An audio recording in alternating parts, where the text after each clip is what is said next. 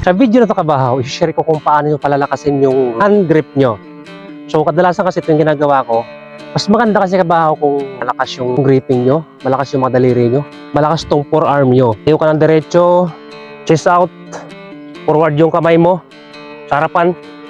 Ang pangalawa kabahaw, nagagawa ko kasi kabahaw sa ganito, 1 minute, hawak-hawak ko lang siya. Next kabahaw, sa kanan din kabahaw ganyan. Forward mo lang sa katawan mo, hawak-hawak mo siya ng ganyan.